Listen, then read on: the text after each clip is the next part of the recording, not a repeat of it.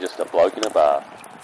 What is up, ladies and gentlemen? Welcome to another episode of Bloke in a Bar. I am here with the great, the one and only, Andy Raymond. What's going on, brother? Hashtag bloke chair. Mate. I'm here. You run out of guests, Kempy. Nah, no way. I've got a mate. I've got some in the bank. That I put it this way: I got Nathan Cleary in the bank. I got Ryan Papani's in the bank. We got Junior Paulo coming on. We got Ryan Ronaldo. We got Chad Townsend. I mean, we got heaps. So no way, Nice. mate. Okay. No way. Nice, buddy. So nice. how you been? What's been? Obviously, it's been the off season. Yeah. But thoughts on the last season and pretty much, I guess, the grand final, Origin. What was your kind of feeling towards the end of the year? It was a weird year. Yeah, crazy year, mate. I felt lost without the footy in April, May. Mate. It's like, mate, didn't the players do well last year? Yeah. Huge sacrifices. I don't know if the general public realised just how big their sacrifices were. I heard a story the other day about a Sydney-based physio who had come down in his first year to work with a club, was originally from Brisbane. And after 2 weeks, they got put into the bubble, and this bloke would go to work and, rub the players, do physio duties, come home and sit in a unit by himself. Wasn't married, didn't have a partner, didn't have kids. New to the area as well. New to the area, so didn't know the neighbours. I mean, that is, It's almost like, and it sounds a bit dramatic, but it is a form of torture. Like, the isolation. I remember, there's been periods in my life where I've lived alone. Yep. And I can still go and do stuff. Yeah. But I've lived alone and haven't known anyone in the area. It's a fucking lonely, isolating kind of... let alone having to lock the door and not be allowed to do anything. Exactly. There was a period there where he was getting food delivered to his front door. He couldn't even go up to the shops early on just for an outing. He didn't have a dog, so he couldn't walk the dog. He couldn't go out and do any form of exercise. Get like a cardboard cutout and just on the end of your stick and just walk around with it. You're like dragging a plush doll dog. Yeah, nice. But, mate, I love the footy once it come back on. Origin felt a bit weird, but gee, it was nice going all the way through into November. Made the off-season a little bit shorter. Yeah, absolutely. Did you, you a Queenslander or a New South Welshman? New South Welshman living in Queensland. Yeah, okay, so we've swapped, mate. I'm a Queenslander living in New South Wales. So throughout the year, you know what is weird? I always used to be like, whenever a crisis happens or whatever, and certain decisions are made, like, why should the footy be brought back? Because it's not a necessity and we can live without it. And I truly feel like a lot of people realise that, yes, technically we can live without things that we enjoy, but also we kind of can't because we need morale and we need reasons to want to live. Yep. And it sounds dramatic, it sounds deep, but to work all week, to not be able to go out with your friends, what are you living for if you can't enjoy those things? I think really important in terms of mental health. The football last year, no crowds, really disappointing. Some people argue that, well, if the world's in lockdown, why do these footballers get to play? I think it was really important in a lot of Australians' lives, whether it was rugby league, fucking AFL, whatever. Really important part of the COVID process, being able to relax and have your footy on a Thursday or a Friday or a Saturday night. Just something to look forward to. That's right. Because there wasn't a whole lot to look forward to for a long time. Absolutely, especially you're working at home, you're stuck inside. Yep. Whereas the footy's on, okay, if I'll work hard through this and I can sit down, I'll have my beer or whatever and watch the footy. So, it was really interesting to see that. So how would you describe last season in the sense of, what teams did you feel kind of really took advantage of that? Obviously the teams that won it, but how would you describe last year in the sense of what teams stood out for you? What teams really struggled in these kind of stringent environment? Melbourne stood out, their sacrifices and their football. And the longer they were together, the better they looked as a unit. They were up on the Sunshine Coast, only 10 or 15 kilometres away from me.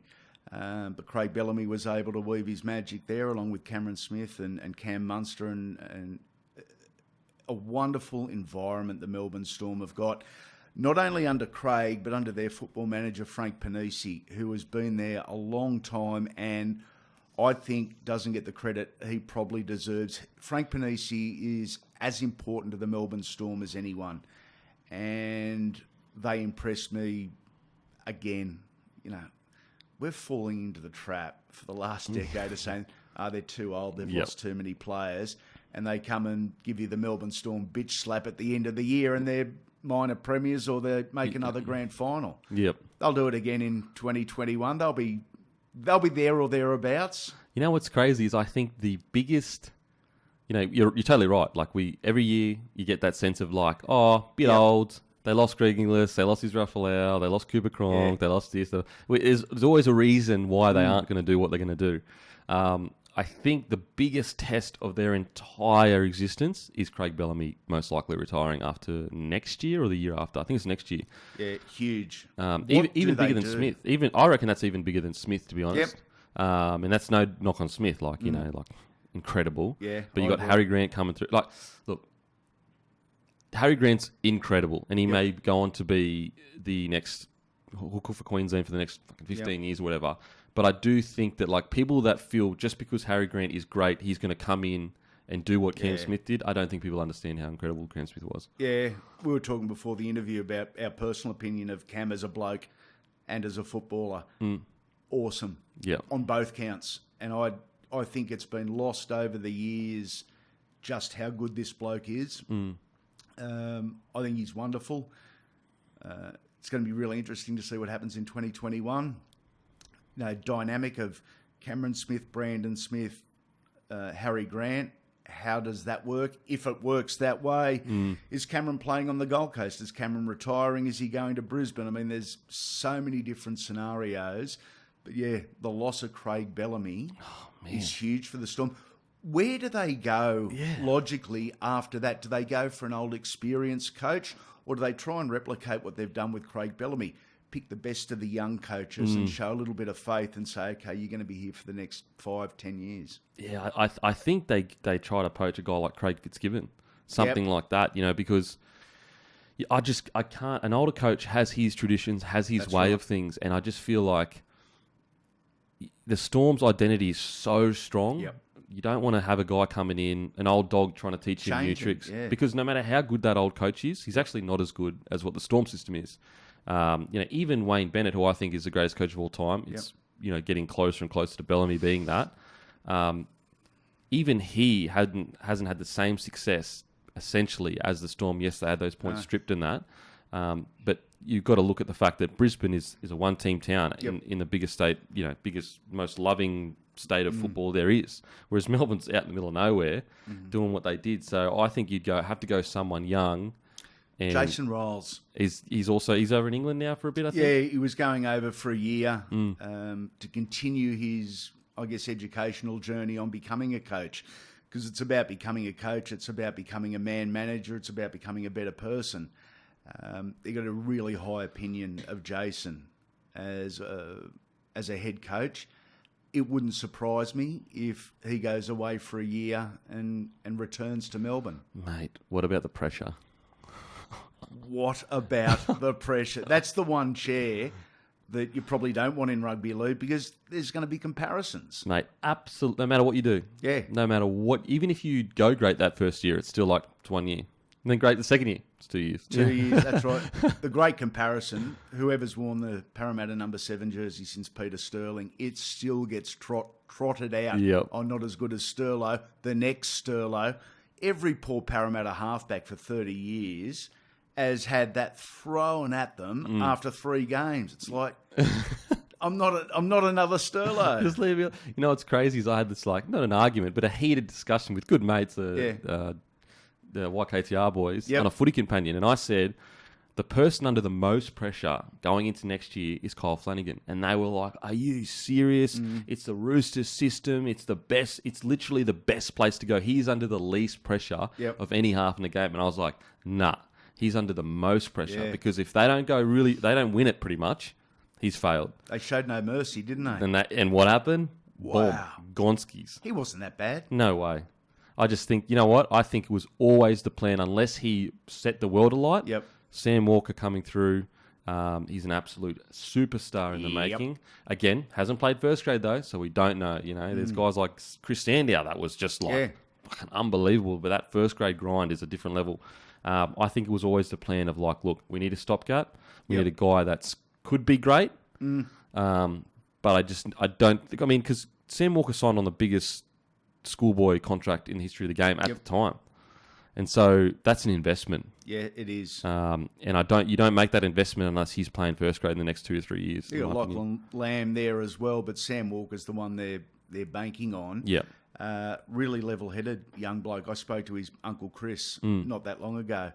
Really level-headed young bloke. And like the rest of the family, footy tragics. Loves it. He's one of those ones that watches every game, studies every game. He knows players and teams' strengths and weaknesses. Wow, that's really good. And at 18 years of age, that means he's got a massive head start on, probably the majority of his competition. Absolutely, because most 18-year-olds are sitting there going, when's the next fucking beer coming? When's the next shit coming? Yeah. I'll admit I didn't watch any footy when I was coming through. To be fair, I'd only been playing footy for fucking 12 months. Yeah. Not even. At 18 years old. Played soccer as a young bloke, didn't you? Yeah, till I was 17. Yeah. So at 18 years, before I made my debut, and I don't like talking about it because I sound like I'm giving myself a rap, because I guess I am, but I'd only played maybe 50 rugby league games in my life.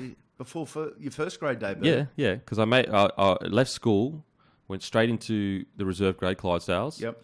So that was 2005, and I played the last 7 games for the Clydesdales. Yep. Then I got called, I re-signed a tiny contract, it's like 30 grand or whatever. Yep. And just before the 2006 season, I got called into first grade squad and did an army camp.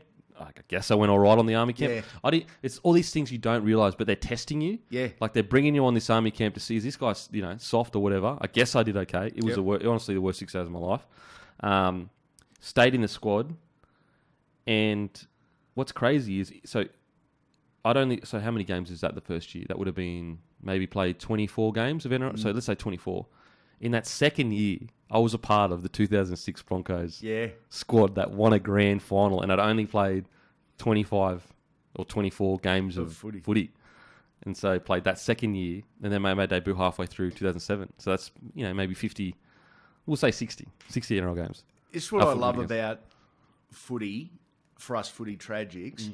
We're sitting here recalling something that happened 14 years ago, and anyone that's watching Bloke now sees the look and the smile on your face. Yeah. Fucking awesome. I love it.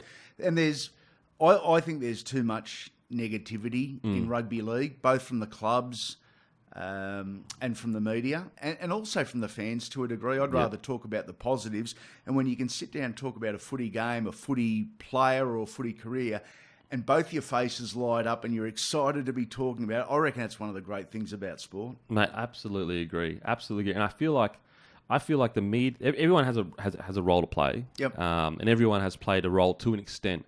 But I do feel like the media does have the power to not train the fan base, but kind of however the media sets the tone is how people react. And everyone's like, well, they consume negative content, so therefore we're going to make it. It's like, well, I also watch a car crash. Yeah.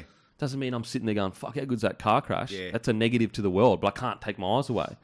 So, mate, I totally agree. So, what were we talking about again? Oh, we're talking about Sam Walker. So, I agree. I really feel that I don't agree. Do you feel they always planned to have Sam Walker come through, or do you feel like Kyle and Flanagan just got fucking...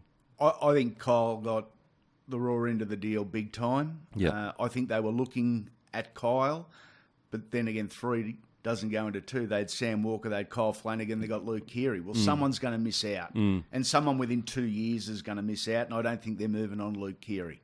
No way. So they're so ruthless, Roosters. Yeah. But they get results. But successful. So it's weird because... you're a business guy now, and you... They say you're not in business to make friends. Yeah. There's a line of decency and indecency, and a line of being a good bloke or a shit bloke. They're successful as a business. Yeah. The Roosters are successful. So, well, consider what's weird is they're actually the polar opposite of Melbourne, because Melbourne are very, very loyal, and people don't actually appreciate that Melbourne are extremely loyal. Like, you would know better than I. There was players there that have been moved on or whatever that did a lot of dumb shit before they got moved on. Yeah. I mean, Cam Munster, perfect example. Yep. He would have been moved on from nearly any other club in the NRL. Yeah. I mean, he punched Benny Hunt. He got Yep. sent home from under 20s camp. Like, that's a lot of... There's a lot of baggage then. There's some Cameron Munster stories that most people haven't heard. He probably would have been given the flick at most other clubs. Going back to an interview I did recently and was with Michael Crocker, and he said, Wayne Bennett and Craig Bellamy talk to you about maturing as a bloke. They don't put rules on you. They allow you to make the mistakes, and we all fuck up. Great example here, 49 years of age, still doing it. But they allow you to make the mistakes, then they allow you to reassess and get better because of that mistake. So, yeah, it'd be easy to flick a bloke that's troublesome, or you pull him aside and say, I hope you learnt something. I didn't put any rules on you.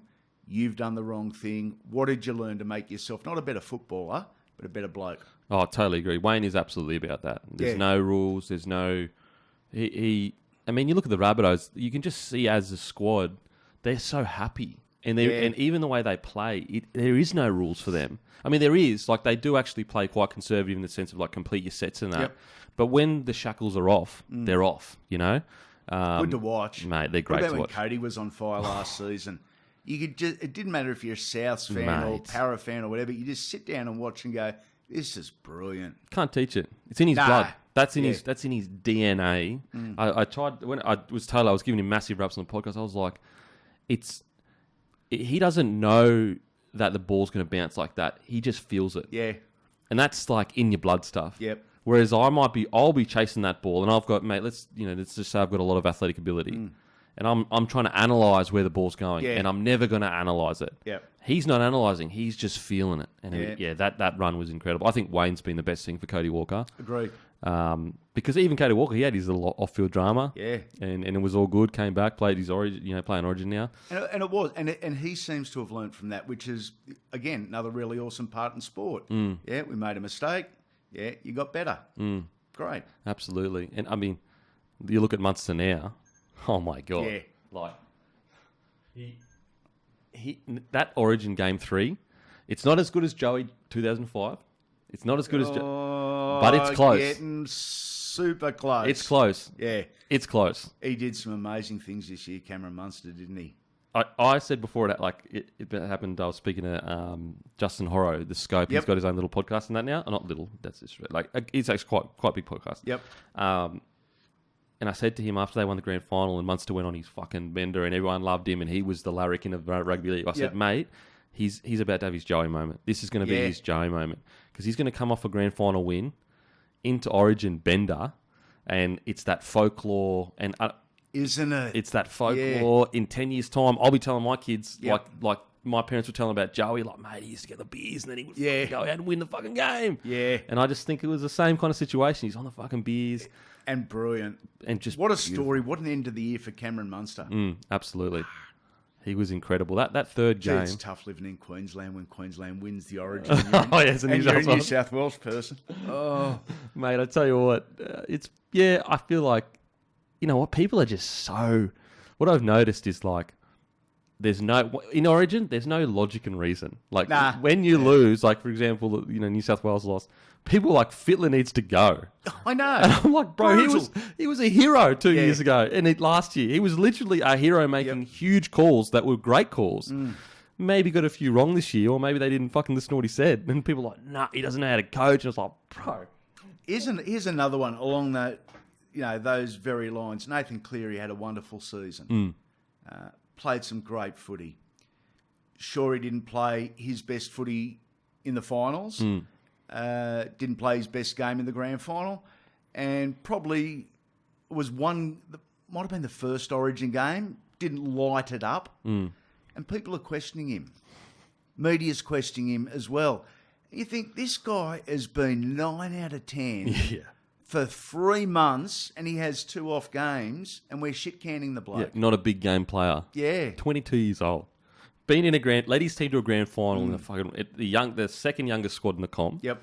It's like, just because he had a couple bad games in finals at 22 does not mean he's not a big game player. Geez, there's pressure on young halfbacks now, isn't there? Oh, absolutely. Mitchell Pearce has copped it for a decade. Oh, mate, absolutely. And a lot of it's because of the famous surname. But the other part of it's because he was just a talented kid. And that's something Sam Walker's going to have to deal with. As rare a talent as this kid is, after a couple of games, people are going to start expecting an 18 or a 19-year-old to set the world on fire every week. It doesn't happen. Darren Lockyer, Andrew Johns, Billy Slater, Brad Fittler, Cooper Cronk. These guys weren't world beaters at 22 years of age. I reckon and I'm guilty of it as well. I'm not pointing the finger at anyone, but I reckon we're probably unfair on these young blokes, especially the playmakers at a young age. Yeah, absolutely. And I think we're so like yes, Joey or Lockie, they may have won a premiership or whatever around that age, but we remember Joey, Lockie at 28, 29, 30. That's when we remember them. We don't remember they had that fucking shocker when they were 22 years old. They dropped 3 balls and kicked out the full 3 times. And so we kind of we're comparing Nathan Cleary at 22 to a Cooper Cronk at 30 years old. Unfair. And it's just it's so tough. I actually think that even though social media can be so toxic, so negative, I actually think it's helped prepare a lot of this generation in the sense that they've been online their whole lives.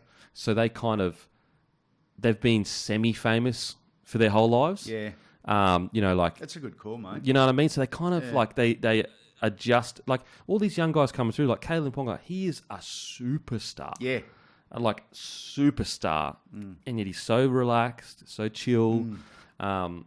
And it's kind of Sam Walker. He's already had heaps of raps, but he's so relaxed, really chill. Yeah, but you're right. He's been on Twitter and on social media, and you're having his name mentioned for 4 or 5 years. Yeah. So he's probably used to the good, the bad, and the ugly of the social media curve. Yeah. I don't know whether the intensity changes a player's reaction. Obviously, the brighter the spotlight that he's playing under, the more mentions he gets, the more expectation, the more criticism. But mate, we're tough on the young blokes, I reckon. 100%. And in the negative thing of social media is there's no hiding from it anymore. Whereas before, a club could go, for example, when I made my debut, they just put me on a media ban. Yep. And Wayne does that to all his young players. Just put him on, any guy that shows talent of, being maybe decent or whatever. Not just there might be some resis that come on and they play solidly, but a young gun, whatever. He just media bans them. Yeah. But he can't do that anymore because they got social media. That's exactly right. And it's I see the positives and negatives in that. I know where Wayne's coming from. Yep. In hiding the player and lessening the nerves. But there's also an argument that it's part of the experience. Yeah, it's talking to sponsors, talking to media, and slowly building your profile and building your brand. But it doesn't happen in 2021. No way. So take us back to a young fella. Did you grow up playing footy or just around it kind of thing? I grew up playing footy, any sport and every sport. We raced BMX bikes back in the day, in the late 70s, early 80s, and actually went to America probably 5 or 6 times. No way. Racing. Actually, the dirt, the tracks and that? Yeah. Far out. And it was at a time where BMX was absolutely booming in Australia, and every young kid had... I had a BMX bike. A good bike, and there were tracks in the bush. Every bush in every suburb had a BMX track. Played cricket, worst cricketer in the history of the world. Couldn't bowl, couldn't bat, couldn't catch, couldn't throw. Game sucks, but I love it. I love watching it. There is, what's weird is I've never enjoyed watching cricket growing up. Really? Never. I was a soccer and a runner. I was very. I don't know. I would do soccer and running, and then I'd go home and play video games. Yeah, that's it. But I would. But that's from a very young age. So I never got into that smorgasbord of sports. Yeah. That young Aussie kid that. But I think it might have been because at a young age I was an Australian champion, so I was already kind of in that this is your sport. Yep. You are a lead or whatever. I sound like a fuckwit, but play on. But I was watching cricket the other day and I was like, this is kind of not lethargic. This is cathartic. Like, Cathartic, yeah. you know, there's no real stress. You just kind of like sit back. You're not really watching it, but you are. You're not watching it. You're not really thinking about too much. Yeah. You're sort of just having a little moment to yourself. And I said, actually, I'm feeling this a little bit. Yeah. And whereas before, I just didn't give myself the chance to do that. So watching the test, and I was like, I could probably sit back in the backyard or something. Sun's out, have a beer. And just Bloke, of course. Yeah, obviously, bloke in a bar, obviously. Yeah. So, yeah, terrible. Your worst cricket player in history? Yeah, but, mate, grew up in an era where you get home from school and the only rule was, for every kid, home when the streetlights come on. And no mobile phones. You'd say, I'm going to Johnny's house and, you know, we might go and ride bikes down the park or play cricket somewhere else.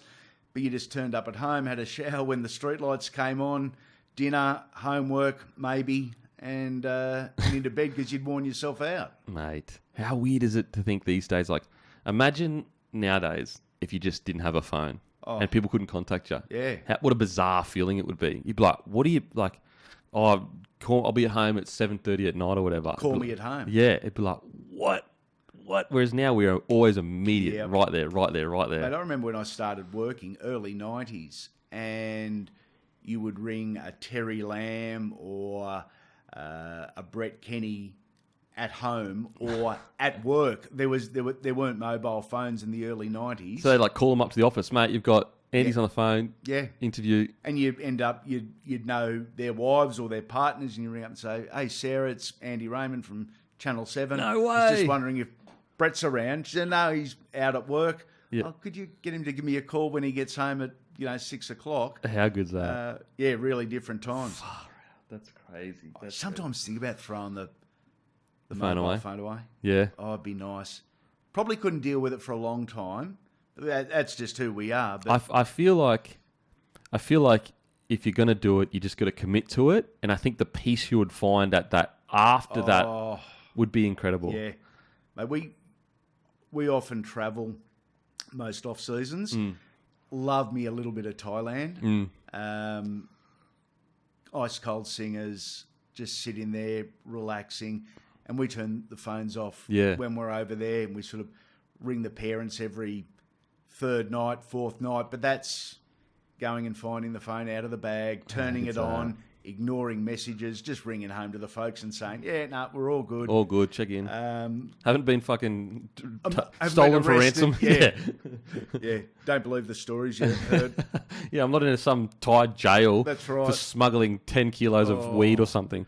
Okay, so at what point did you were you in high school going, I kind of liked, because you were never like a full journalist, you were more of an analyst. My dad was a motor racing commentator. Oh, okay, that makes sense. And he worked at Channel 7 on the touring cars for probably 25 years.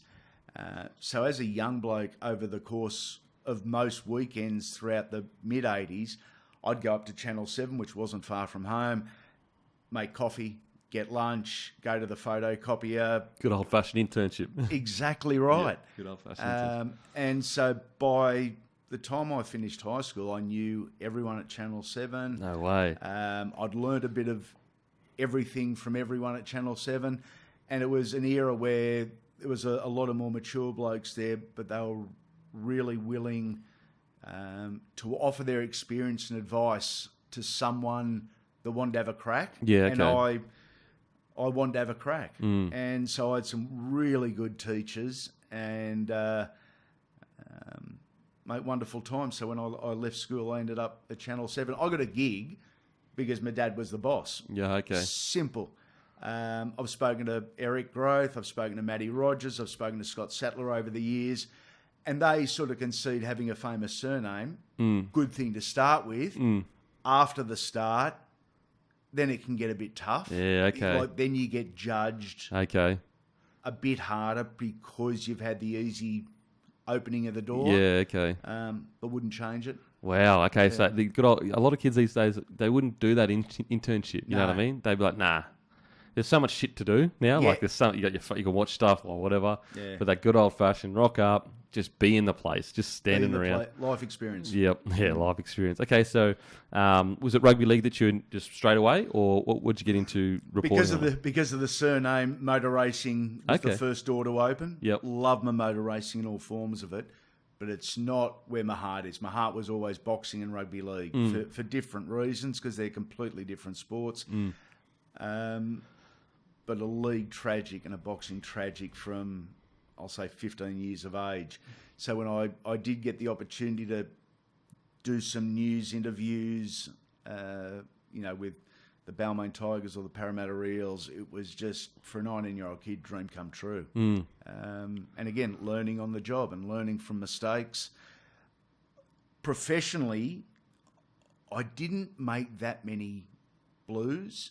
Personally, completely different story. But professionally, I didn't make too many mistakes along the journey.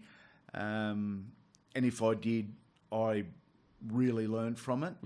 And it was a cool little ride, especially those early years, going out and interviewing, Mal Meninga or Glenn Lazarus after the 1990 grand final, or a Brett Kenny or a Peter Sterling. It's like, this is heaven. Yeah, absolutely. And you're in the moments too. Yeah, that's right. Like, it's just a crazy thing to think that, like, you get to be a part of that grand final win or whatever.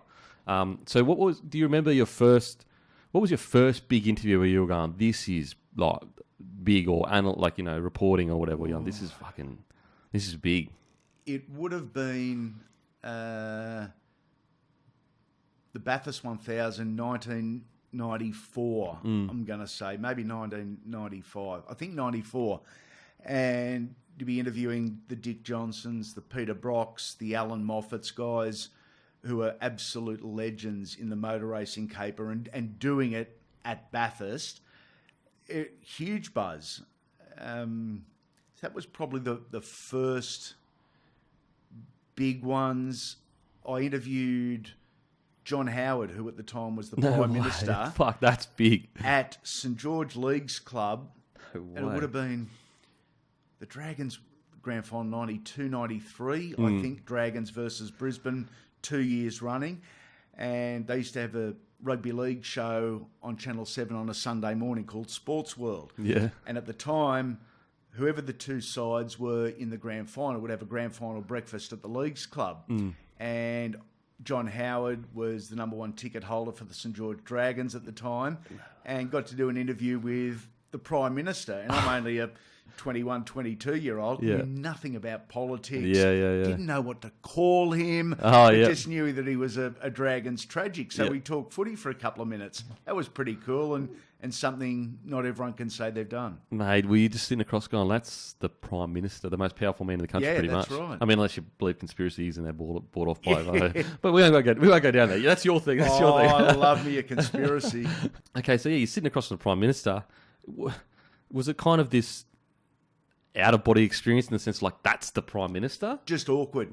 Just really awkward. Just a different type of bloke. I never was and never have been a suit and tie guy or a fine dining guy. I'm more, instead of going to the Dally M's dressed up in a tuxedo, I would rather be with my mates in my shorts, my thongs and singlet, sitting in the public bar having a schooner.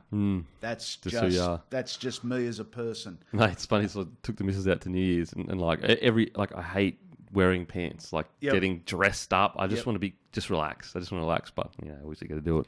Got to do what you got to do. I'm the same, bro. No, I wasn't a big pub guy growing up. Yep.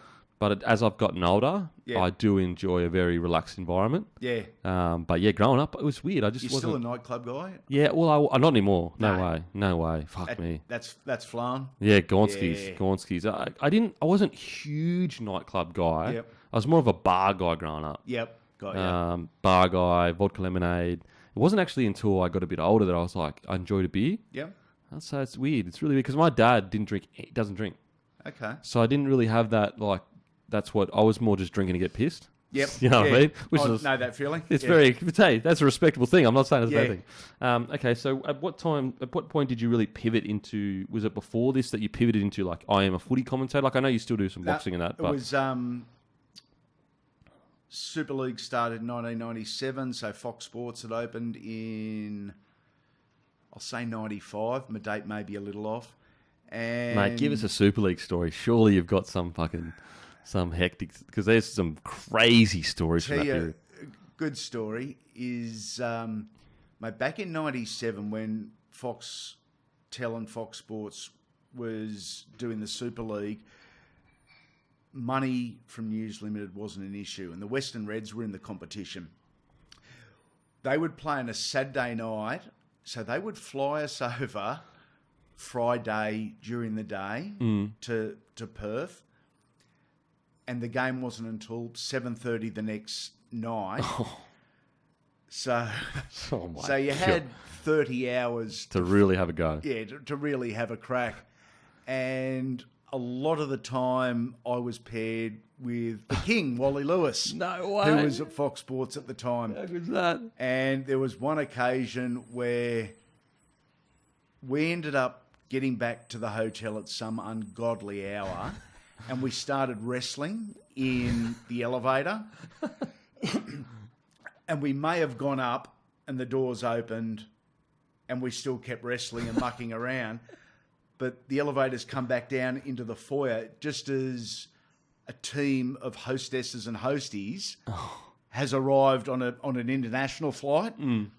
And the doors open and the King and I basically fall out in front of an aeroplane staff of about 30, wrestling, drunk, probably a little bit of blood, on my eye or whatever. But all in the name of fun. the King just rolls out in front of you. Yeah. It's like he was great man. The great just rolls out. You're all fucking dishevelled. What the fuck's going on here? Isn't that Wally? Yeah.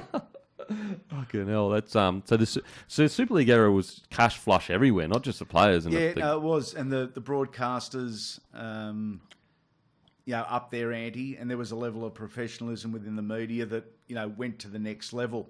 But it had to. The investment was so big from the two big stakeholders in Murdoch and Packer. So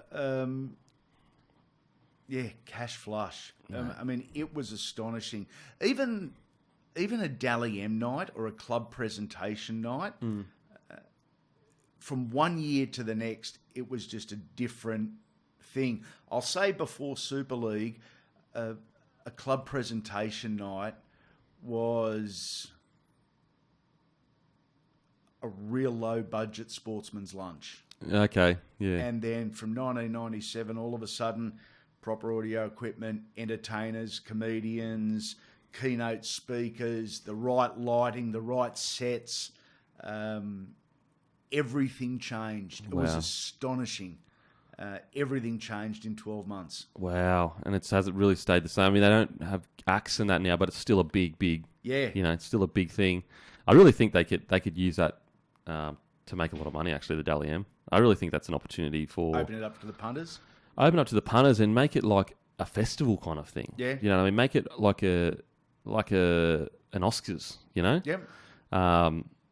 There's just so many ways to monetize the game that I feel are not being monetized correctly. Was this year the right time to tinker with anything or expand? Probably not. But nah, not this year. Looking forward, exactly. Well, they've started the red carpets with the Dally M's to a degree, so they're trying to tart it up a bit and make it look better. But there's probably areas that in the game that they could monetize a bit more. Yeah, like I just really feel like you could really make it a kind of like a concert for rugby league. Yeah. I really feel you could do that. Maybe you you put in a big hall and you charge tickets for the punters to come in and you make your money off the gate and then sponsorship. Yep. The Dally M's brought to you by fucking, I don't know, Gillette shaving or whatever. Bloke in a bar. I'm not paying that much money. It'd be too expensive for me, bro. But okay, so what made you choose to go from 7 to Fox? Was it purely because you wanted to just do rugby league? Yeah, it was rugby league. It was the dollars that were on offer, and it was a wonderful time. I had a falling out with Channel 7 as 1997 started, and it was just perfect timing. So I was like, okay. And so the falling out with 7, was that just work differences or? Mate, as I said, Dad was working there. He had a heart attack in Melbourne. Wow. He'd been there for 27 years, and he was sent a letter or a fax in ICU saying, we see you as a health risk, don't come back. So then I drove in to Channel 7 the next day, fucking ready to kill people. Yeah. And at the very least, I was going to clear out his desk, out of his office, family photos or whatever was there. So they were off with me. No doubt I was off with them. They made it difficult for me for about 2 months. I knew the writing was on the wall. They offered me a redundancy. I said, beauty, took it, and 3 days later started at Fox Sports. Wow. A health, you could never get away with that these days. You couldn't, mate. Ever. You would get your ass handed to you. Wow. That's just insanity. You know what I mean? That's like, if you were looking for an opportunity, you could at least just go, mate, like, look. Maybe wait till you get out of hospital to start with. Yeah, but also like maybe just have the chat. You know what I mean? Like after it gets out of hospital and be like, I'm going to be honest with you, mate. Your health's an issue for us. Yep. I know that's going to not fucking sit right with you. Yep. But this is what we're going to make the decision for the business. Most blokes can cop that. Yeah, they really can. You know what I mean? They can fucking be filthy, whatever, not agree with you, but they'll be like, you know what? At least he fucking told me the truth. Yeah. Play on. I understand. I don't agree. Yep. But play on. Wow. Okay. So go to Fox. It's heaven. Like it's like everything's lined up for you. Yeah. Pretty much. And it was a wonderful group of really talented people in the early days of Fox Sports. There was just the one channel. They were desperate to leave a footprint. And they did. But a super talented bunch, not just rugby league, but news reporters, producers, graphic artists, directors, whatever it may have been. They handpicked really elite talent. Yeah. And they were really good people. It's almost like we spoke about earlier. It was almost the no dickhead policy.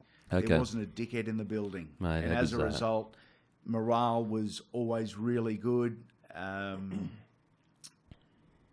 a wonderful period in Australian sports television, but also, my life as well. I look back on those years really, really fondly. Wow. It's I feel like as well then you're really going to get, because it was you're going to get the talent because different time, you really had to have a passion for what you were doing back then. Yep. Yeah. Whereas I feel like now it's a bit more statusy to be doing it kind of thing. I feel like a lot of the passion of like, this guy is really fucking good at analysing footy. Yep. There's not, because I'm trying to think, out of all the analysts on Fox now, N9, nearly all of them are ex-footy players. Pretty sure. Yeah, they would be. Except for Paul Kent. And then you got Phil Rothfield or whatever that comes on sometimes, but he's not a full-time employee. He just fucking... Yeah, and they're more than the news guys. Yeah. There's a place for a news guy, I think, as well. I would like to think there's a place for everyone. There's a place for a head caller who tells you what's happening. There's a place for the ex-player, the colour guy who tells you why it's happening. There's a place for a newsbreaker. There's a place for an analyst. I agree. If your strength is interviews alone, place for you. Yeah, I agree. But I think we're going more towards an articulate ex-player over anything. Some are. Yeah, some. Yeah. Some. I mean, some improve a lot. Yeah, they some do. start off sober, and you're like, bruh, come on, man. Yeah. Just talk. And then some just don't seem to get any better. I mean, it's like anything. There's some footy players that fucking don't go when they're playing footy. For some, it's natural. For some, it's just not natural. I've often said to the athletes, the players that come into the game, you guys as professional footballers are coached every day of your life for the last 15 years. One of your coaches tells you what you should be eating, which line you should be running, how you should be dieting, what time you should be waking up, how many hours sleep you get. You're getting coached every day for the last 15 years. They get into a TV contract, big bucks, and the TV company goes, There's the microphone. Go and talk about it. Go, yeah. No training. Yeah, no okay. anything. So there's no training. Wow. It is.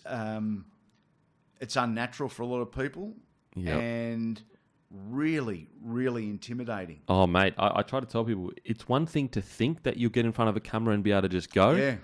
But to get in front of a camera and know that that's the camera's on and you're just going, right. It's tough. So yeah, absolutely no training. That's crazy. I thought they'd run them through a fucking good, solid talking. No, there might be guys that have done media courses independently, but for the large part, all the guys you are seeing on TV at the moment have learnt Just on the job and would probably love to have that opportunity to... Mate, just 7 days. Just a base. Yeah. Just like an induction. Yeah, that's right. You know what I mean? Just get it. Like, mate, you're going to come in a week early. Yep. We got this fucking speech coach. He's going to come in. Yep. And we're going to do some dummy interviews 7 days straight. Yeah. That would set them up for a much better start. It certainly would. Well, that's crazy. That's really shocking. Okay, so you go to Fox Sports. Any memories from the early days of, stories with players and all that kind of stuff? As a full-time commentator, the first game I called was Brisbane-Penrith. Yeah. The day Gordon Tallis punched 2 shades of shit out of Ben Ross. No way. Yeah. What a game to commentate. And in my element. It was combining the boxing and the rugby league all in one go. And still to this day, Logan joke and laugh about it with Gordy. No way. About what was said. Ben Ross he took that like a champ. I've spoken to about it. Didn't he? Mate, people don't understand. For him to not have been the chin on him. Yeah. Because I know a bit of boxing. You probably know a bit more than him. But if you don't know how to throw a punch, it's very hard to knock someone out. Yeah, it is. Gordy knows how to throw a punch. Yep. And he's a fucking athlete. And a beast. Yeah. Beast. Yes. And he took those on the chin. Yep. Like a champ. Yes, he was a bit stunned, a bit whatever. But it's kind of like the Nate Miles thing. Nate Miles not getting dropped. I mean, he's got a massive head. He does have a massive head. So, usually good chins on guys with a massive head. Yeah, that's right. That was a good one. Nate Miles, Paul Gallen. I had a show on a Tuesday night for a couple of years on Fox Sports. It started out NRL teams, and then it was called, I think, NRL Tactics. And it was a show that was my idea. The teams get announced at 4 o'clock on a Tuesday. And I said, the show is, let's break the news on who the teams are before the paper the next day. So it's probably just before Instagram, Facey and social media. So we'd come on at 6 o'clock and say, okay, it's game number 1 of the weekend, Parramatta versus South Sydney, and the coaches made this change and this change. And I'd have a couple of ex-players with me and current players as well, younger blokes that were more relevant to a younger demographic. Nate Miles and Paul Gallen were both on a rotating roster. Yeah. And this is before the Origin stink. No way. And I remember both of them in my face telling me, I'm looking forward to this. I'm not working with that prick. No way. Yeah, it won't fucking work with him. No way. And I don't know where the tension started. I don't know where it stemmed from or how long it had been going. But prior to that state of origin, they were off with each other. And that's a couple of years beforehand too. Wow. Yeah. You know so what I never put them on together. You know what it is? They're 2 extremely tough men that refuse to take a step back. Obviously, that's not the only thing, but 2 alpha males. Yeah. They just fucking love it. Yeah. Wow. That's years before the punch on too. Yeah, that was years before the punch on. So that punch came from fucking 5 years ago. Yeah. Frustration. He was fucking clocking that 5 years before. Oh, wow. A lot of people don't believe, so Paul Gallen kind of said, I didn't really load into the punch. I kind of believe Gal didn't. I kind of believe it. A lot of people don't believe that, or not a lot of people, but when he said that, people are like, oh, come on, Gal, you're just saying that because you didn't drop him? Because you didn't drop him, yeah. I kind of believe him, though. From memory, he doubled up, didn't he? Yeah, doubled it was just tripled up. And it was just like a turnover of the fist. Yeah. It wasn't like a massive hook. Well, you can't, in quick succession, wind up and 2 or 3 Pacquiao shots. or some shit like that. That's right, yeah. So wow. that was interesting, and I remember watching the stink, which was the stink that effectively ended fights. Yeah. And I sitting at home watching the stink and thinking, there we go. There it is. This is no surprise. Wow, that's crazy. I've never heard that before, that they actually fucking off each other. Yeah. It's mental, though. It's like, it's such a bloke thing. You have your punch on and then you kind of just fucking, you get over whatever issue is. Yeah. They actually did an ad together just recently, didn't like, they? Well, like after it, I don't know, it would have been 6 or whatever. But recently, in the time spans of like compared to before, they did an ad together where they, rocked up, shook hands, whatever. And it's crazy. They hated each other before it. They have their little thing, and then it's Gallen kind of like, do anything for coin. Yeah, that's fucking true. What ad was it for? I can't remember what it was for, but it was a fucking. They were in a car park staring at each other. Yep. But that's might have been a pizza ad for Origin. Maybe, I'm not sure. Yeah. I'm not sure. But wow, that's fucking hilarious that that was years in the making. Yeah, and mate, a very different in the generation that I came through in. Ricky Stewart and Alan Langer couldn't cop each other. Really? Only because they were such fierce rivals that refused to acknowledge the other one was any good. And like there was legitimate heat between the two, but they'd play it down in front of the media. Oh, no, we're great mates. Yeah. No. Paul Harrigan, Mark Carroll, despite the denials early on, absolutely hated each other. No way. Again, both the alpha males. Yep. Only room for one big dog in the yard. Absolutely. And they both wanted to be big dog. Wow. Time heals those wounds. Ricky and Alfie are good now. Spud and the Chief are good now. But at the time, while they were still playing, mate, you've got it, that competitive urge of an elite athlete. It takes over emotion. Absolutely. And nothing, is going to get in your vision of being where you need to go. Absolutely. So were you with Fox 97 grand final? Yes. You were at Fox. What were you doing for the 96? That's an iconic grand final. 97 grand final, I was a News 97 Super League grand final. Oh, okay. So that was Brisbane versus Cronulla. Okay. Cracking week. So Super League had started. That was the 1 year that two competitions were split.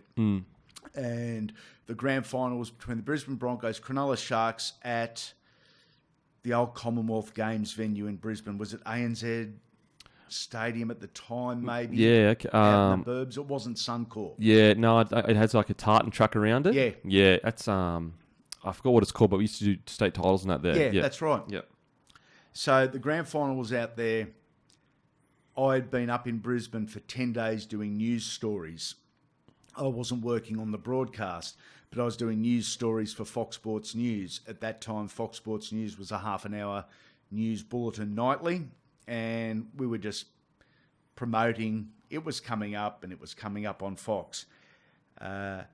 Every club sent up 2 or 3 player representatives to create a carnival week type atmosphere, and they would send up Craig Gower, or the Warriors might send Monty Beetham, or whoever it was at the time. He was a beast, Monty Beetham. Wasn't he?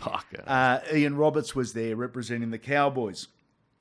And it was a 10-day, no-holds-barred party. No way. Every joint in Brisbane was coming along to wherever the official appearances were and just throwing $500 drink cards at the players. To get them to go there. And just to get them to go there, under the assumption if you're here for a week and we give away $3,000 worth of drink vouchers to Craig Gower, to whoever, I'm going to make that back across the bar in an hour because everyone is going to follow you. A tremendous week. So that was an anticlimactic grand final. It was different. And the ARL grand final, the famous one, the Manly-Newcastle one, as a football game and as a memory, so much better. Mate, that was incredible, that game. Absolutely incredible. Super League. What was the feeling around Super League? Did you feel like the game was like going to implode? Like, what was the kind of feeling? Most bizarre couple of years because you didn't quite know what was happening, how it was happening, or where it was going. They romanced the players simply by saying, we're going to triple your wage. Who's not in favour of that? Oh, absolutely. But no one was quite sure of the direction of the game or the sustainability of the game. And it got to the end of 96, the start of 97, and the reality was we've got two different fucking competitions. Yeah, it's weird. What the hell is happening here? One of them's on Fox Sports. One of them's on Optus.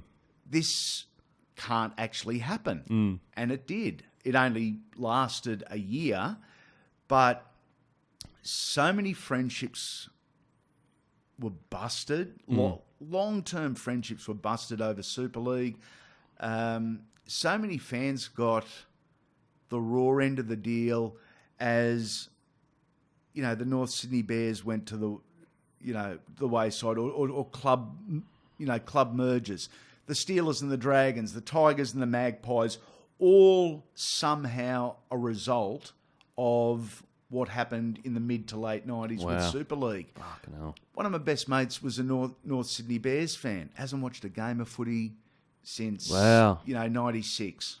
Just said, fuck it, I'm done. Fuck it, you cut my team. They were my team. I'm not interested in watching Penrith play Canberra, so I'll find somewhere else to spend my time and spend my money. Wow. But trying to explain it now to, even you as a young bloke, it's really hard to detail.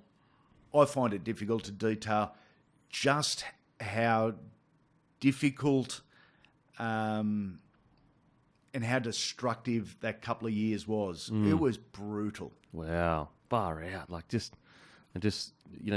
was responsible for Super League? Was it like Packer or something? Or was it? Yeah, News Limited and Rupert Murdoch coming in and saying this is how we want to do it. It's not a Sydney competition. This should be an Australasian competition, and we're going to have 10 teams, but all around the country and over in New Zealand. So all you Sydney clubs, you either merge or you're going to get left behind. Wow, that's crazy. It's crazy to think. It's like, imagine trying to put the Roosters and the Rabbitohs together now. Oh my God. I mean, so disrespectful to both fan bases. It is.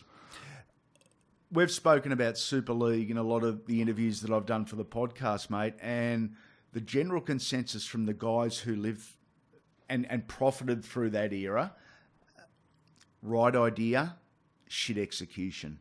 Okay. And that probably best sums it up. The game needed streamlining to maximise its potential and to really move forward with professional times, but how they did it left a lot to be desired. Wow. It's just a crazy time in rugby league. Okay, so the early 2000s start. What's the kind of memory for you in the early 2000s when you're obviously working at Fox? You're going great. Everyone, you're loving it.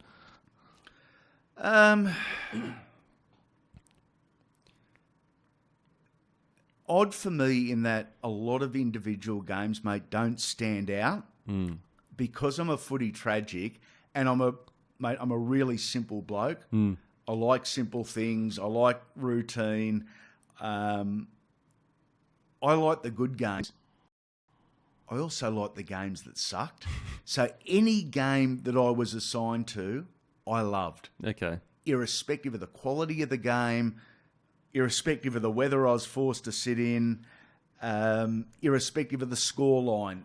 There's plenty of games that 99% of people will turn off at halftime. It's 32-0 and they're playing like shit. Yep. Okay, I'm going to bed. I don't. I'm in my element until the 80th minute. So every week I had the ability to be able to get up for any game. And not a lot of the guys, or not all of the guys in commentary or in television have that ability. They've either got to work themselves up for a game between 15th and 16th on the ladder, or they might not put in a performance that they're proud of. I got up for every game. Just loved it. Because I loved it, So it didn't matter who it was, where it was. I just wanted to be there. I was in the best seat in the house. Fucking hell, that's great. That's mental, eh? Doesn't matter what the score is, just loved it. Yep. Because there are some, even me, I can, if I'm talking about it, I can get into it. Yeah. If I'm just sitting there watching it, sometimes it's like, mate, this is shit footy. Yeah. Shit game of footy. This is, poor completions. The execution's off. They're all But if I'm talking about it, that involves me because I enjoy the conversation of like, this guy's doing this is whatever. Yeah. Okay, so 2000. What's been the most, I guess, memorable finals for you, or interview, or? I tell you the most memorable finals, and I'm a para-tragic, absolute tragic, and I had the opportunity. Take away what I did as a profession, just I'm talking as a bloke. I got the opportunity to commentate my team in a finals series. And it was Parramatta versus St George at Cogra Oval. So I challenge anyone into the debate that Jarryd Hayne's 2009 form line wasn't the best we've ever seen. Cracking debate. And there are blokes that have played a similar level of football. So it was the best format you've ever seen? I think it was. Yeah, okay. I really do. Some wonderful guys before and since, but that year Jarryd Hayne was in a class above for me. And as a para fan, to be able to call that game and that try... Oh, that try. My element. Outrageous. That try against the Dragons was the most complete try of a footy player I think I've ever seen. Yeah. Because it had footwork, it had speed, it had strength. Didn't have passing, but he still had the passing game. Yeah, he did. That's what people don't realise with Hayne is like his passing game was like a 5'8". I mean, he was 5'8" for some of the year, I think. Yeah, he was. And the other thing people often overlook with Jarryd Hayne, unless you've been up next to him, big 100%, boy, mate. I cannot believe when he debuted, he had those blue. Those blue thingos, and this was about 2006, 2007, and so like he was a guy that when you're a star coming through from another club, again, obviously I didn't have the same career, not even close. You keep track of the other young guys, that are like you're like, okay, he's I need to be on his level. Like, all right, he thinks he's the man. Like, I want to show whatever. Yep. Obviously, he's fucking way more the man than I was, but anyway, I saw him and I was like, oh, okay, so he's probably a similar-ish build to me. I'm obviously way heavier now than I was when I played. I was like, probably he looks like a nippy, quick winger. He scored the 2 tries in debut. Anyway, I met him in real life years after, and I was like, he's a big... Imagine, he's a big Fijian body. That's what he is. Yeah, he is. He's fucking huge. Yeah. And so the ability for his speed and footwork and passing, there's never been a player as big as him, as fast, with that acceleration too. No. So, mate, that was, and that still remains as a highlight, if I'm being honest, to be able to call your team to a win in week 1 of a semi-finals. That try, one of the ones I really look back on fondly, and I actually spoke about it with Jarryd, I'll say 2 or 3 months ago. Which was really cool. Yeah, mate. It was incredible. Like that run of form, as I said, probably the most complete footy player. Like there's been halves that have had the ball on a string and kicked to the corner. Like absolutely. But a half that also has the running ability of nearly Greg Inglis. Yep. But the ball playing ability of one of your best fucking halves in the game. See, again, mate, and we started out by saying, what else in your life can put a smile on your face 12 years later? It's true. When we're talking about your career earlier, we're sitting here talking about 2009, and the two of us are having flashbacks, and we're thinking about this Hayne, and we're thinking, Tedesco in 18, or Benny Barber, as you said earlier. What else in life gives us as much joy when you reminisce? Not really, eh? There's not really anything. Not my first marriage. Not any marriage. No. No, I jest. But yeah, you're totally right. It's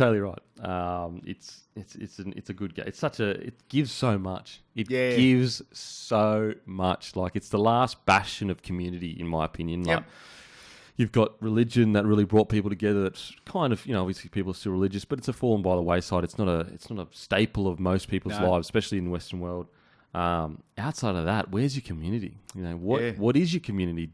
Pretty much nothing. It is your rugby league. It's your fan base. It's your mates talking about the games on the weekend. That Jarryd Hayne run was absolutely incredible. I agree. It's the best form run, like form run. But I can be swayed otherwise. I'm not Teddy 2018. Yeah, I just think like a premiership match winner. Origin match winner. Yeah. And he was putting up numbers that we just have not seen. Yeah, mate, really good call. You know, like, really good call. Yes, maybe he didn't have that massive cutout ball and that individual try. And yes, his squad was obviously better than the Eels. Yep. I totally get all that. I totally agree with you. The Roosters squad was stacked. And yes, he wasn't scoring those individual tries that Hayne was. But the numbers he was putting up. Ridiculous. Week in, week out. Yep. Match winner Origin. Match winner. Yeah. I just think like that is super hard to beat, man. Yep. Super hard to beat. Benny Barber, good year. Yep. Going back even before that, and you might remember it, but Terry Campese had a year for Canberra where he went from being a decent first grader and he played a dozen games back to back to back to back, 9.5 out of 10. And then I'm going to say it promoted him into the Australian side and he suffered an eye injury after like 3 minutes on debut. But for the back half of that season, whatever it was, Terry Campese was fucking untouchable. So here's a guy without the profile, without the big bucks, who just found it. Yeah, that's whatever it is. It just you can't put them. It's just there. Everything works for you. The ball, bounce the ball. You know who else is a year that this is going to break your heart, but also bring a smile? Tim Smith. Yes. Remember Tim Smith? He had I certainly do. 41 try assists or something like that. 2000 and It's mid 2000s. Is in between 2005 and 10. Yeah. I'll say early on there. Maybe a little bit earlier. But anyway, he was fucking incredible. And then the curse of the Peter Sterling jersey struck and everyone started talking about how Tim Smith's the next Peter Sterling and it all turned pear-shaped. 40-something try assists. Like, that is unheard of. Fucking unbelievable. Like, how do you even get that? Yeah. That's 2 a game. Not essentially, here or there. Like that. Yeah, that hand run was incredible. Okay, so 2000. So did you continue to enjoy your gig at Fox Sports? Everything going great? I did. I've enjoyed the whole journey. It was not long after 2009. I was calling games. New boss came in. For whatever reason, didn't see me as a commentator, but saw me as an addition on the sideline. Thought my strengths were interviews. And I had made a decision at this point to be the easy employee. Fox Sports had exploded from one channel and a staff of 70 to multi-channels and a staff of 600 or whatever the number was. And in terms of longevity and staying out of the political bullshit that dominates media and sports media in Australia, I just thought, I'm just going to be the easy guy. I'm going to get given an assignment. I'm going to say yes. I'm going to do it to the best of my ability, being respectful to everyone in the process and not ask questions and not complain. So I was put down from the commentary box onto the sideline.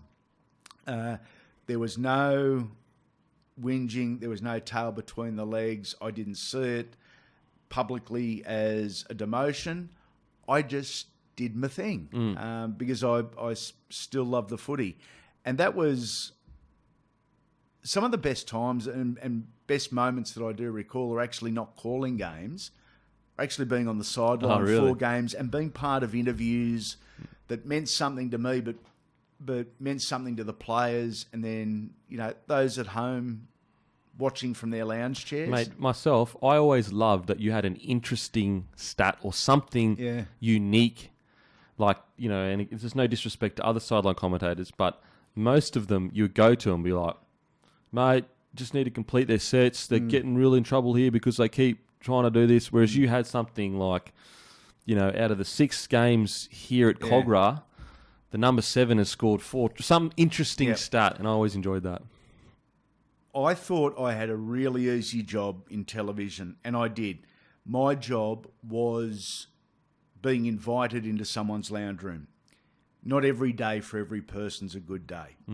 My job was to allow, or hopefully allow you to forget the shit that happens in life, even if it's just for a couple of minutes or a half of footy, to take your mind off life's problems and let me try and entertain you with a bad joke, a stat, a story, an interview, but let me try and take your mind off the day-to-day life issues by enjoying your sport.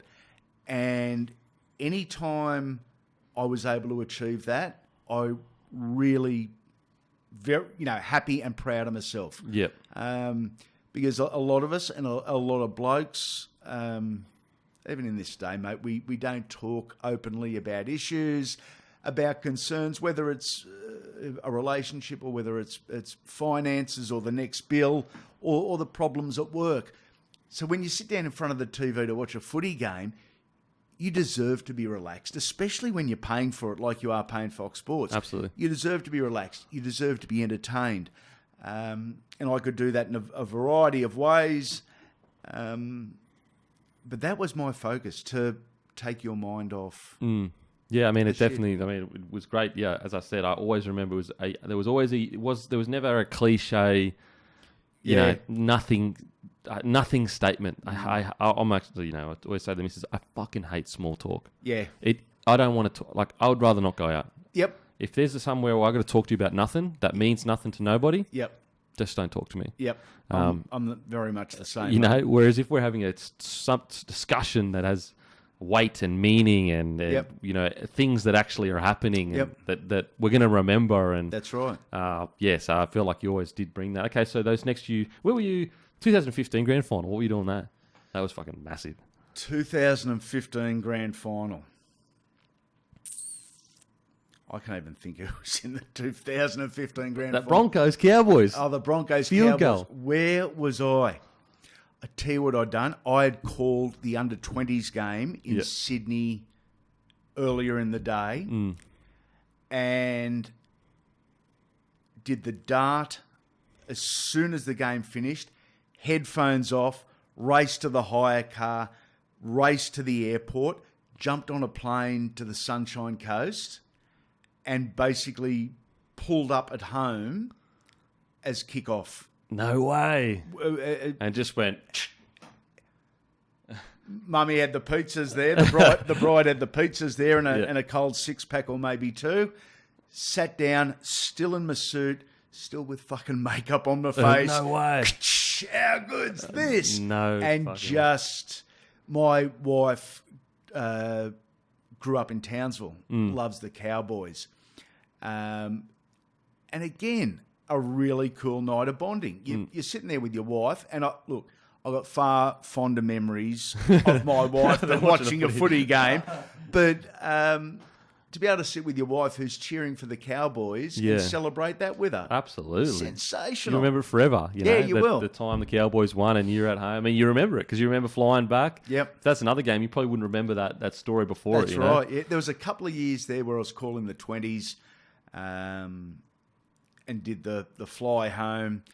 And the last year, I tried to do it. You get up to Sydney Airport, you're ready to go. No. And of course, good old Jetstar. The flight's delayed by 90 minutes. So my last attempt at that, I was sitting in arrivals at Sydney Airport by myself, watching the grand final on the little TV around the baggage carousels. Yuck. So I'm not going to do this again. No fucking way. Wow. That hurts. That hurts. Brutal.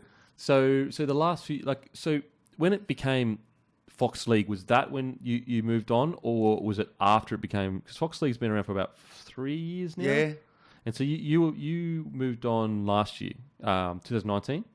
20. To start of 2020? Yeah. Okay. I'll try and get my timeline right here. Did we play 2 rounds of footy in 2020, I think, before? Yeah, two rounds shut down. I think it was the Monday following. It may have been the week later. I get an email at 9:20 in the morning from the boss saying, hello, we've got a phone hookup with human resources in 40 minutes. Now, you've been in football and the media long enough. Rumours start, where there's smoke, there's fire, and it usually eventuates. I had heard nothing, and there was no indication anything was happening. And I'm sitting there for 40 minutes with my wife, just thinking, I know what's happening here. I initially thought it might have been, mate, take half pay or take holidays or, look, the footy stopped. How can we work something out? But it was just point blank. The boss and HR reading the legal letter that they have to read out and terminating after 23 years. So there was no like human side of the conversation of like No human side of the conversation whatsoever, which is the most disappointing part. As I said, like most blokes, if I sit down with you and go, mate, look what's happened. Yep. I have to make cuts. Yep. And I've chosen for you to be the cuts. I know it fucking sucks. Yep. But you're a part of the people that we're trying to let go. Yeah. I think most blokes, it's obviously fucking stings. Yeah. And you're sitting there going, mate, like I'm good at my, you're in your head, you're going, I'm fucking great at my job, I deliver this, that, and this. So was that probably the most upsetting part of it all? Every emotion humanly possible for the first couple of weeks. Disappointed, sad, not so emotional, angry, plenty of fuck yous. There was times where I doubted myself and a bit of self-hate creeps in. Oh, well, you're not good enough. You're your own worst enemy. So it was a range of emotions. Keeping in mind, mate, I'd been there for half my life. Yeah, 23 so years. So long time. And it actually... You were probably there before your boss was there. Well and truly, before the boss was there. What got me in the end, because the competition had been suspended, I didn't say anything straight away, and I also didn't want to say anything nasty, because that's not me. I didn't want to say anything I'd regret. I wanted to be measured in what I said and to who I said. So even a lot of my close mates were unaware. So 2 weeks before the footy came back, I just put something up on social media and said, after 23 great years, I've been a COVID casualty. Thank you for allowing me into your lounge room every week or whatever it was. It has been a pleasure. And I 100% mean that. The support and the messages I got from social media, from people I'd never met, I broke down in tears for 2 weeks straight, 3 times a day. I'm getting messages from people who have got 13-year-old boys that watch the footy, and they would watch the footy with their wife before kids, and I'd be on it, and their kids had grown up for 13 years, and, oh, there he is, the ugly bald bloke with a lot of makeup. And literally there was hundreds of messages on Facey or Insta or whatever, and that just became so overwhelming that was the point I let the emotion out. There's still a bit of an element of anger and fuck you, to be honest. I'd be lying if I said there wasn't, but we all move on, and we move on in different directions. But it was the public reaction that absolutely floored me and humbled me. Mate, it's when I put the post up, it was overwhelming. Like, mate, what's going on? And I appreciate your support with that. That was no, it's fucking. As I said, you've positively impacted my life. I always you're probably the only sideline commentator that I remember at all, because you actually gave me something. Whereas, like, as an ex-player, when I see an ex-player talking, I'm just like, oh yes, fucking one of the boys. Like, and he's just saying, he's just doing his job. You know, like, he's just doing his job. Let's be real here. Whereas you could tell that you genuinely loved the game, and it was overwhelmed. There was not a single comment that I saw was like, all right, whatever. It was overwhelming, like, mate, loved him, bring him back, all that kind of stuff. So, you, if your goal was to genuinely impact people's lives in a positive way, you absolutely achieved that in the droves. Oh, it's nice to know, mate. It really is. Do you feel that if it was handled better, that the anger and the kind of fuck you wouldn't be there? Yeah. Yeah, if it was handled with a little bit more class and dignity. That's been the most upsetting and disappointing thing. I'm getting choked up here now. The fact Fox Sports or the NRL has not put a phone call into me Fucking hell. in 11 months after 23 years of promoting the game is fucking disgraceful. Wow. And they promote Are You OK Day and checking on your mates. But they haven't been able to do that. And Anthony Seibold came out and said something similar earlier in the year when he was going through his torment. He said, I haven't had a phone call from the NRL. That's disappointing. Mate, absolutely it's disappointing. Just a simple phone call. How you going, mate? Especially 23 years. Yeah. It's not like, me, I've been here for fucking doing this for, a few years. Yeah. Who fucking cares about me? But And, mate, I had a good relationship with everyone at Fox, including the boss. And it just wiped in one go. It's like, wow. it's just bizarre. Is it, you kind of, I'm sure you ask yourself the same questions in situations like this. It's like where you try to empathise with the other person's position and you go, he can't be acting like that because he's a bad person. There must be a reason. So you start saying to yourself, okay, maybe it's a HR thing. He can't call you and say something because it'll legally expose him. Thought about that. Exactly. Yeah. And that's why. And you give them all these reasons and these outs as to why they haven't done the right thing. I think you got it right earlier when you said, if you sit down and explain it, most blokes will go, okay. Because they can empathise. They go, you know what? If I was in his position and I had to make those cuts, I'd be fucking nervous and sick too. Yeah. And so you'd be like, you'd be, you know what, mate? I fully don't agree with you. I think I'm the best reporter here or whatever. Yep. But I understand the position you are in. Yeah. Therefore, I'll wipe my hands of it and I'll be upset and blah, blah, blah. But there is a bit of closure there. Yeah. I think that's about right, mate. I really do. Mate, so not a single phone call. That's extremely upsetting. You know what, though? And I say this all the time with the podcast and that. The game isn't NRL. The game isn't Fox. The game is the people. It is. It is. That's the game. Yeah. And the reaction you got from the real game, not the people that profit from the game, not the people that siphon money from the game, the people that pay for the game, the people that trade their labour to enjoy rugby league. They reached out to you. They said, thank you. And that's, mate, it is so unbelievably humbling.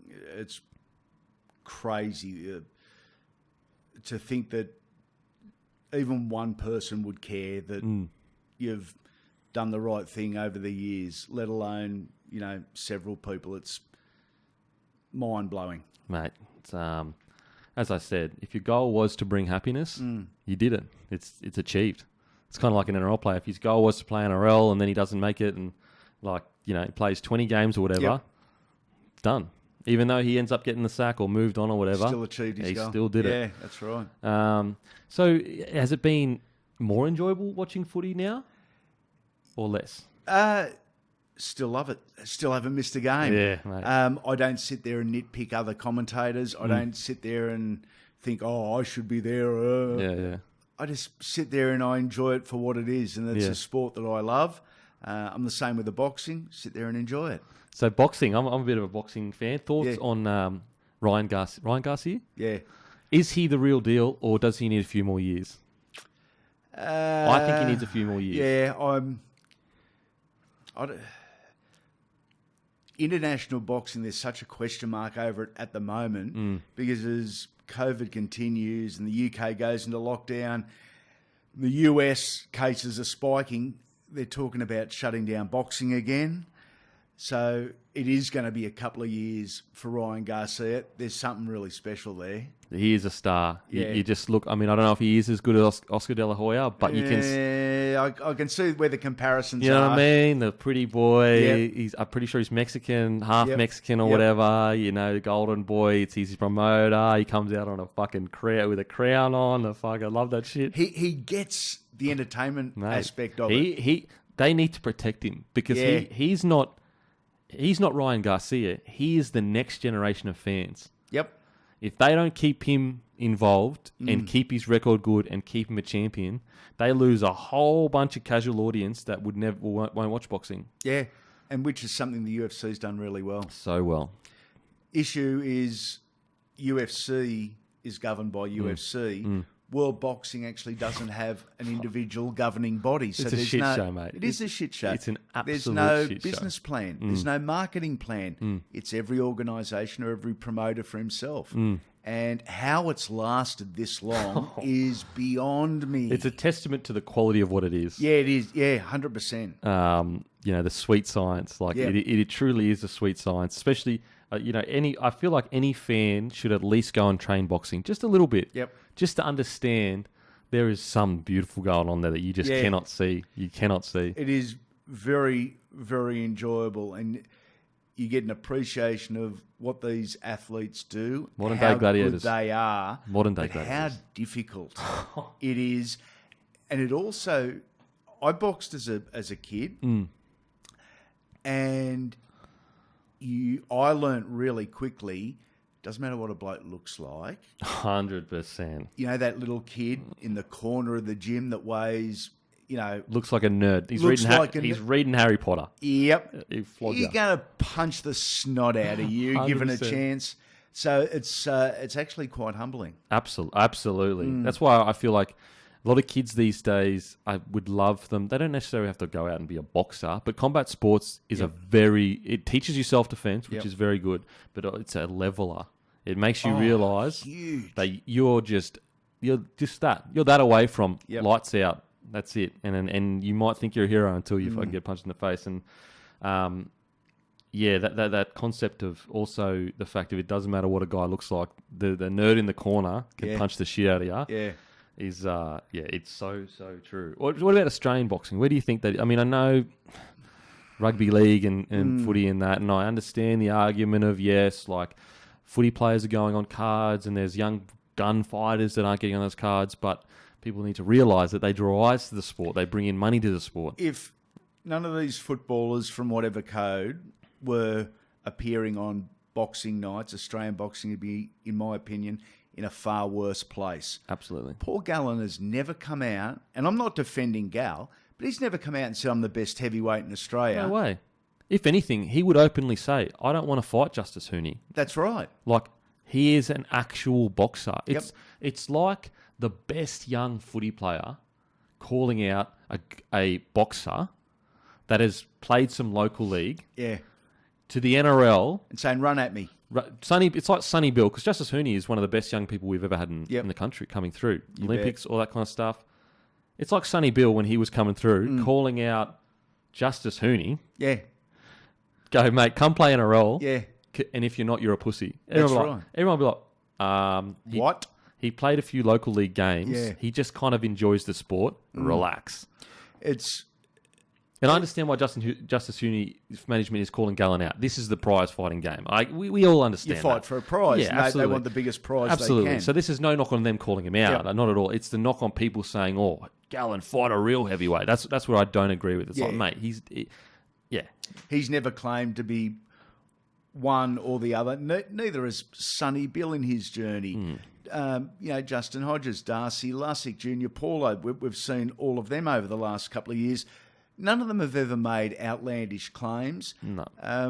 If anything, they actually respect the best in the country more than the average punter. Yep. Because they respect them enough not to call them out. Yeah. Not to say that they should be fighting them.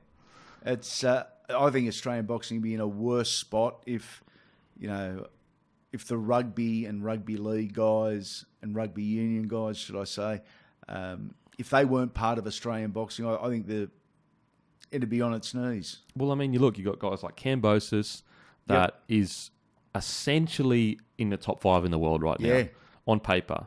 You can get into the weeds about who he's fought and, Selby might have been this or that, like whatever. But on paper, he's top 5. Absolutely. I think he's a quality fighter. Yeah, one of the best we've had in quite a while.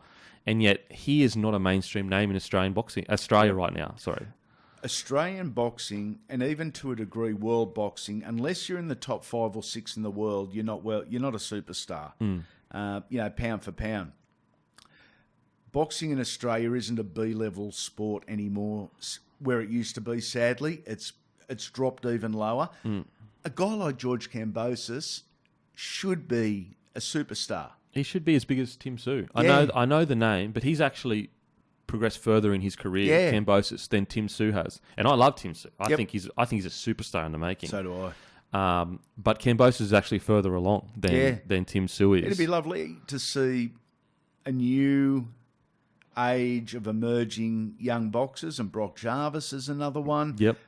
Very good young talent that's trained by Jeff Fennick.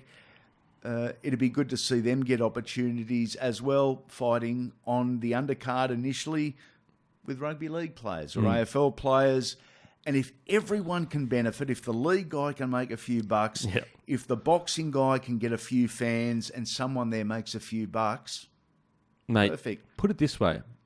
I feel like, and I'm not being disrespectful, but would Tszyu be the name he is now without rugby league players on his card? No, he wouldn't be. You know? No, he wouldn't be. And Tim had the advantage of having the famous surname. Exactly. But even then, no, he wouldn't be. And again, that's not a disrespect to his skill it's not. or a measurement of his skill. It's just a measurement of the current state of boxing. Yeah, that's right. I'm a huge fan of Tszyu. I think he's looking slick as every fight. He looks dangerous and slick. What about his improvement curve? Mate, every fight, four. I went to his 3 or 4 fights ago, and I was a bit concerned about his power. Yeah, I didn't know if he had it. And every single fight, he's getting that venom in his punches where you're going, fuck, he is cleaning blokes up. Mate, I sat ringside doing interviews for the Jeff Horn Tszyu fight, and the thud of Tszyu's razor sharp punches on Jeff Horn was alarming. Wow. It were, apart from the referee, I was the closest bloke within earshot. Yep. And boy, I think the power is masked by the speed in Tszyu. It's so fast. We all go, oh, wow, how impressive. But there's power, whack there as well. And I feel like these last 3 fights, it's just gone level. Like Jeff Horn's a guy that doesn't get knocked out. Yeah. He is that guy. He went he took a beating from Zarafa. Michael Zarafa. And he still pretty much he had the cut over his eye and he ended up winning that fight. Kept standing. Whereas Tszyu, it was complete. You could argue, did Zarafa take everything out of Jeff Horn? Maybe, maybe not. Yeah, but it was still dominance. Yeah, it was. By Tszyu. It wasn't even it was a shutout, mate. And the venom in his punches, especially this last fight, it was... I understand his opponent.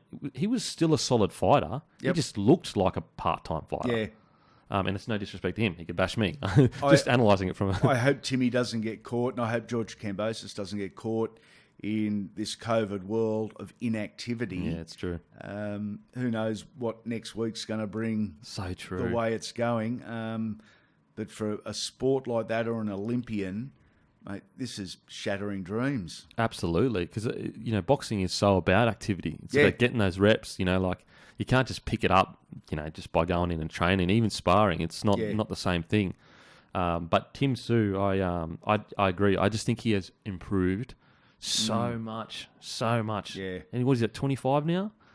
24. Yeah, he'd be mid-20s. So he's got so long. Boxing age seems to be creeping up. I know Lopez and that is 22, but he's an exception. Lomachenko didn't come in until he was about 29, I think, or something, 28. Late starter. So I'm really excited. I'm really excited for Tszyu, Kambosos, Jai Opatau. Yes. Big Justice.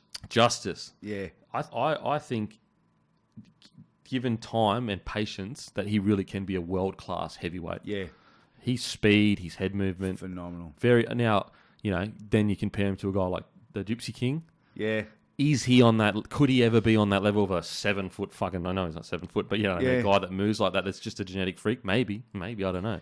He's a big boy Justice without being an absolute monster. Yeah. But he's, for mine, I reckon he's probably close to that perfect build where you're not too big for the small blokes, but you're not too small for the big blokes. I think there's a wonderful future there. Again, does he go to the Olympics this year? Is there an Olympics this year? Yeah. Going to follow this with interest, though, because it's a good act. And the good thing about Justice is he's exciting. Yes. You know, you can be a great boxer, but if you're just out pointing someone, it's very hard to engage with the audience. Yep. Where if you're fucking sparking blokes. Yeah. And that's what this generation has become accustomed to. With UFC is really put that in overdrive because they're getting... If you don't get a knockout or a finish in UFC, it's almost like, shit fight. Yeah, shit fight's not going to be fight of the night. You're not going to get main event billing next time around. Yep. And so, the same's rubbed off on boxing. Light them up, get them out of there early, build your fan base, and then capitalise. Absolutely. Okay, so next year with the footy, I mean, yes, COVID has hit again, but I feel they're talking vaccines. I'm not getting into the vaccine conspiracy, guys. Leave me Brussels sprout. Leave me way out of it. But apparently vaccine are coming in March. As in, that's the estimated date when they'll have them approved and ready to go. So I'm assuming that the season should go ahead relatively. I mean, if there isn't a fucking gigantic outbreak again. Who knows what is going to happen? I've given up trying to second guess. I would love to think that the rugby league would be able to start on the proposed date. It would be devastating if it isn't. Oh my God! Then it becomes an awfully long off season. Yeah.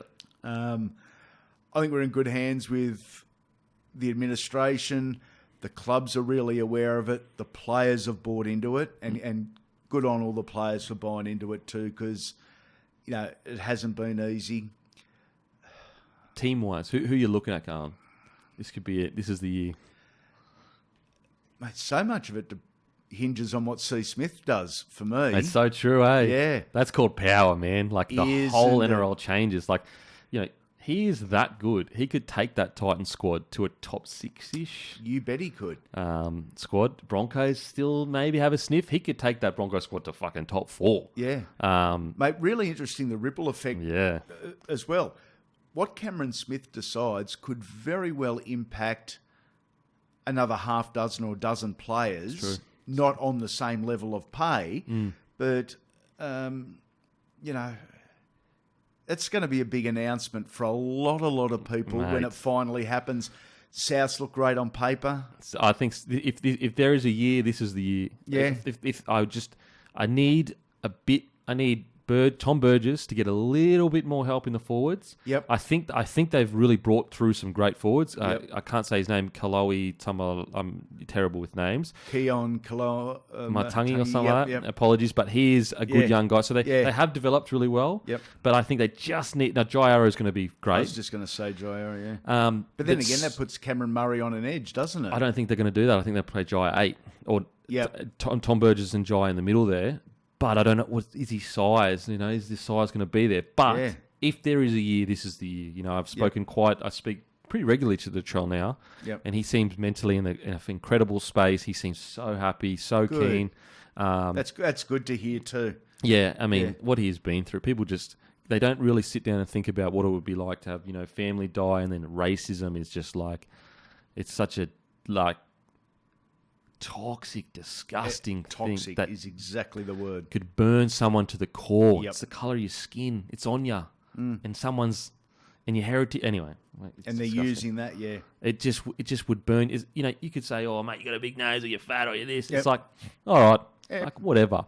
But if you said something that disrespected my entire family's history, that fucking makes me want to kill you. Yeah, 100%. 100%. And so no, good to hear that he's clear-minded.